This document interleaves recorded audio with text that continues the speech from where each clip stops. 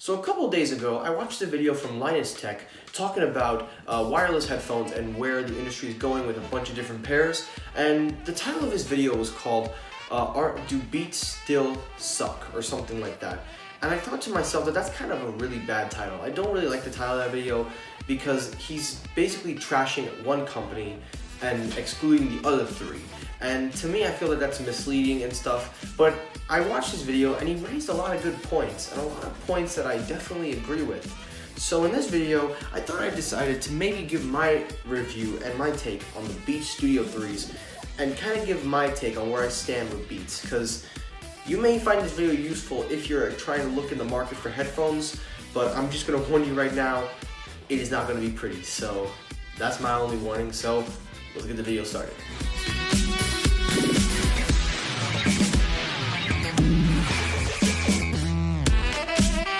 Hey, what's up everybody? Michael here. Welcome back to another video. And today, as I promised, I'm going to review the Beats Studio 3s. Now, I've had these headphones for almost a good year. I got these on my birthday when I turned 18. Yes, when I turned 18, I got Beats Studio 3s. Sorry guys, I feel like I'm about to sneeze. But I got these headphones as I turned 18, and I was super stoked when I got these headphones because these were my favorite. I was like hearing all good stuff about Beats and stuff, and the Studio 3s were more advanced, and even though they've been around for longer, I just really wanted to pick up a pair. Now, I did have this pair, which I will be using in a comparison for this video, the Solo 3s. And the reason I'm comparing both headphones is I'm going to determine for you guys which headphones are better for your money, but also, does an active noise canceling headphone have the better sound quality or what? I'm just going to put that out there, comparing two of the different headphones by the same brand. Just putting that disclaimer out there now. So the Studio 3s are basically in the $350. These are supposedly Beats premium headphone that uses active noise canceling. Apple pumped it up saying it scans the environment so you get a good feel. And I'm going to turn it off because we're going to give my impressions. So let's start talking about the design. Now the design is pretty basic. Padding at the top here, there's barely minimal padding. It feels more like an air gap. There's really nothing to protect your head on top. But the ear cups are not bad at all. They have a nice memory foamish type with a nice little leather stitching. You got the Beats logo here, the button at the bottom, and the Beats logo itself is a press and play. I believe it's this one. You can use the volume and everything, which is really nice. And since it's integrated with iOS and Apple products, it includes Apple's famous W1 chip. But to me, I was upset because when these came out, the W2 chip was around, so I don't understand why these weren't using the W2 chip. Or maybe I was mistaken. Maybe the W1 was just new at the time. But anyway, getting back to the headphones, they are quite heavy compared to the Solo 3s. Solo 3s are like paperweight. This has a little more heft to it because of that noise cancellation. But when you put them around your neck, it is fine. They don't swerve as much. If you notice, they don't have too much rotation, whereas with the Solos, they have more of a 360 type, so it's more comfortable for your ears. And these things can a little bit of dust. Now, when you put these on, these are, couldn't even hear myself. So these are over-ear headphones, and these are on-ear. So the over-ear is, for me, a better, more secure fit for me anyway, since I don't generally have big ears. And with these, when I put these on, I'm about to put two heads on, when I put these on, it just feels like it clamps and it hurts after a while with the pressure since it's an on-ear headphone. But the cushions on these are nice and sturdy. They're like the same as these, but more like a little more harder. And I guess that's just to help protect your ears. But I prefer the over-ear headphone. And since the noise canceller is off, I can hear myself talking, and it feels more comfortable. Now, when you get these things and you power them on, automatically the active noise canceller is on.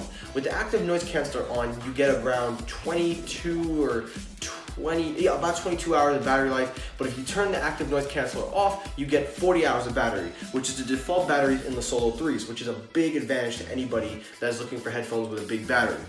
So both have you covered in battery, but this one drains it because of the noise canceller. And I'm gonna put the noise canceller on, I'm gonna talk with me, and I'm gonna tell you if I hear anything. So, putting these on and turning it on. Double click, and automatically the noise canceller is on, but this is where the review starts to take a little turn. I can still hear myself talking, and I can still hear my vibration from my voice. And for comparison, when I take them off, they don't sound really the same. They try to isolate some noise, they try to mute out the background as best as it can, but it just does not feel strong. Because when I use the Sony's I use the Sony WH-1000, I believe, and also the Bose QM. I forgot the names of these headphones. Trust me, I'm not a big headphone user. But when I tried them out in the store, they had a 10 times better noise cancellation than these. So that right off the bat is not a plus. But noise canceling ain't the main goal. Let's talk about sound quality. So I have here my iPad. I'm gonna play a song, the same song on my iPad with some bass, because that's what Beats is known for.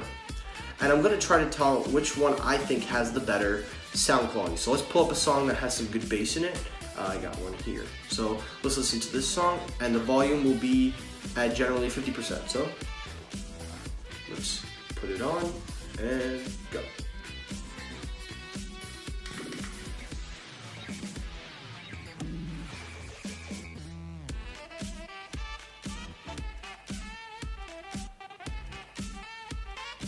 Whoa.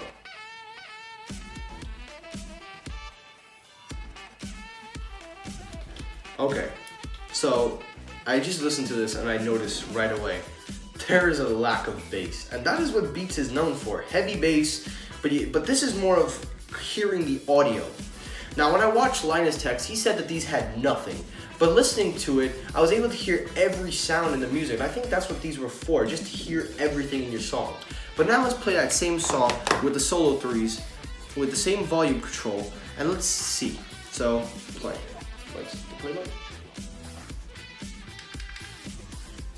Oh yeah, much better bass. Yeah, much better bass. It's more punchy. Yeah, much better.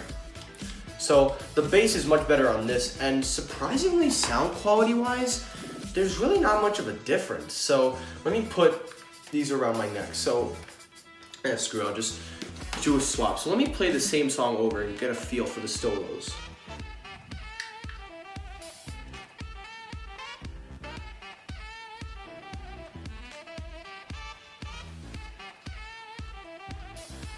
Alright, now let's switch it to the Studio 3s. And I apologize if you guys can't hear anything. This is a review that I'm just pretty much trying to give. And now let's try the same song.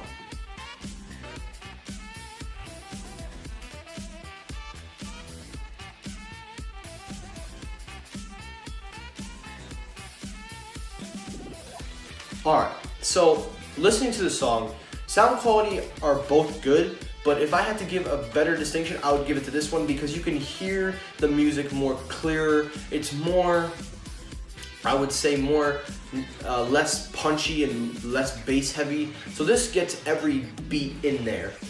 Get it? And I actually kind of prefer this sound quality over the solos, but the solos have a better bass. And that's the one thing that this thing is lacking in bass. But now let's talk about overall quality of the headphones. So when you carry them, whenever you take them, you come with a carrying case, which I don't have. They fold up like these, just like the solos. I forgot to put this in.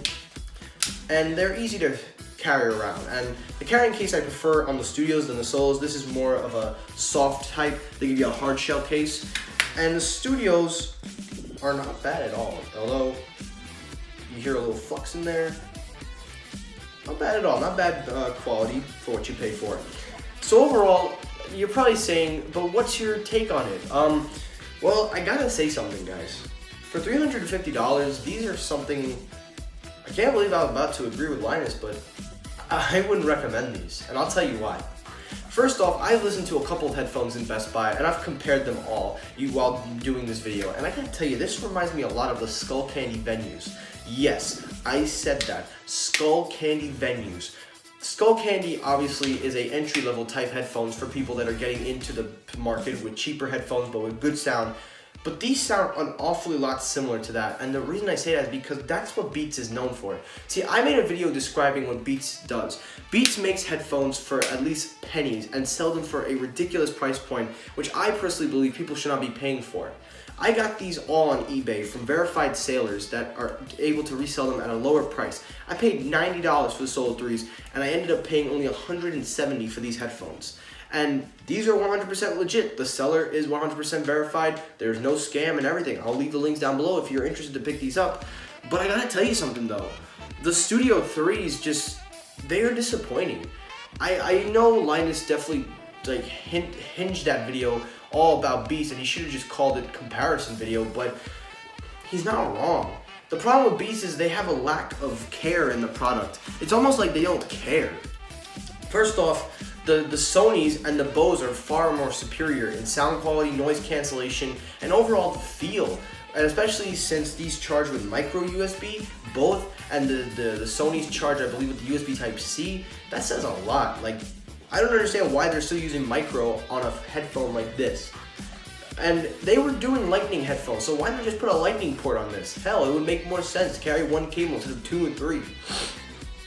My main issue with this is that this headphone, this is a nitpicky issue, but the quality that you're paying, you should be getting a better quality pair of headphones that you're paying for. You're paying for a piece of plastic that blasts music and has below average noise cancellation that you could get the same as Skull Candy. And I can't believe I'm talking about Skull Candy. I used Skull Candies when I was in middle school and going into high school. So I don't know what to say. I'm a little shocked. And I gotta be honest with you guys, I would rather use the Solos than the Studios every day. But because of this more superior sound quality to this, I'm gonna keep using this, but I'm gonna make it known right now. Whenever these headphones break, I'm not gonna buy new pairs of Beats. I'm switching to Sony or Bose because you get better quality and better value for your money. If you're gonna spend $350, even if you don't spend it, but if you're gonna spend over $150 for headphones, you had best make sure that those headphones are produced at a higher cost. Because the Sonys and Bose produce their headphones for much higher cost than what Beats are producing them for. $18 versus something like $75 to $150 it costs to produce Sony headphones or Bose.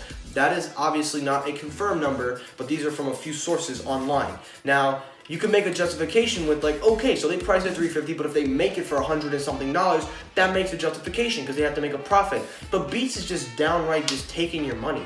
Now, this isn't an active reviewer. I'm not a 100% reviewer. I do reviews, but I'm not a professional reviewer. But as an average consumer, from one customer to another, telling you guys, you are better off buying Sonys or Bose, because for the quality you pay, you get better sounding headphones, better noise cancellation, and most of all, better value for your dollar. So, I mean, if you're an Apple user and you just want the convenience of the iOS with the W1 chip from being able to switch to device to device, then you can pick up like AirPods or the Beats X, which I think the Beats X are actually not that bad, but I don't know if I could recommend these to people. See, if Beats was gonna sell me, they would have to make this out of metal, like a better material, like the Skull Candy Crusher 360. I don't know why I'm bringing up Skull Candy a lot, but they are on the right track. I gotta be real with you guys. Fuck it, just leave it on the ground. That thing is crap anyway. But look, overall, if you want to use Beats, go right ahead. There's no crime saying you can't use them, but spend your money wisely. I would avoid them and at least wait and see if they refresh it, or just go with a Bose or Sony's. Because I'm being honest with you guys, I love Beats. These are my first pair of Beats headphones that I've seen everybody use. And while I like them, I just hate the way that they're treating their customers, and I hate the value they're giving you. So save yourself the hassle from having to spend a full price. Try to find it in a third-party market for like eBay, Amazon. Try to find some discounts. Try to pick these up at a lower cost if you're interested. Otherwise, I would say spend your money wisely. Get yourself a pair of Bose or Sonys, and you won't be disappointed.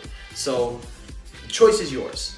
So that's going to do it for this video. Thanks for watching. Like, comment, subscribe. Let me know, what do you think of the Studios and the Solos? If you feel that I said something wrong or inaccurate, you are more than welcome to correct me in the comments below. Tell me if I'm right in my review, if I'm wrong, and give me your reason if you prefer them or you don't prefer them. I want to know what you guys got to say. If you dislike the video, dislike the video. If you like the video, like the video. What can I say? Well, that's going to do it for this video. Thanks for watching, and peace.